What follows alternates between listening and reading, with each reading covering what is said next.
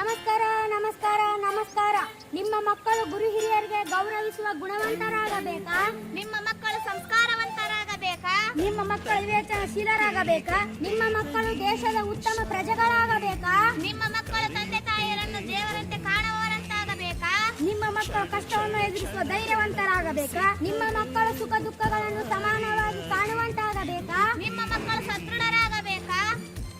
ಹಾಗಾದರೆ ನಿಮ್ಮ ಮಕ್ಕಳನ್ನು ಹತ್ತಿರದ ಸರ್ಕಾರಿ ಶಾಲೆಗಳಿಗೆ ಸೇರಿಸಿ 2024-25ನೇ ಸಾಲಿಗೆ ದಿನಾಂಕ 29/5/2024ರಂದು ಸರ್ಕಾರಿ ಶಾಲೆಗಳು ಪ್ರಾರಂಭವಾಗಲಿದೆ. ಸರ್ಕಾರಿ ಶಾಲೆಗಳ ಸೌಲಭ್ಯಗಳು ಈ ರೀತಿಯಾಗಿವೆ.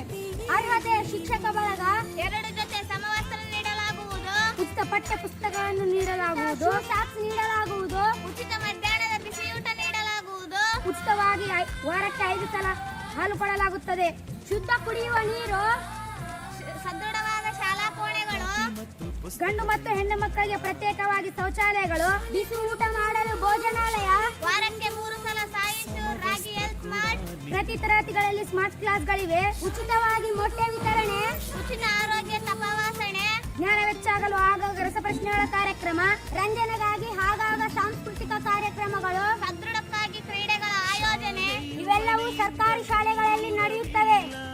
ಹಾಗಾಗಿ ನಿಮ್ಮ ಮಕ್ಕಳನ್ನು ಸರ್ಕಾರಿ ಶಾಲೆಗಳಿಗೆ ಸೇರಿಸಿ. ಯಾವುದೇ ಕಾರಣಕ್ಕೂ ಶಾಲೆಯಿಂದ ನಿಮ್ಮ ಮಕ್ಕಳನ್ನು ದೂರ ಇಡಬೇಡಿ. ನಮಸ್ಕಾರ.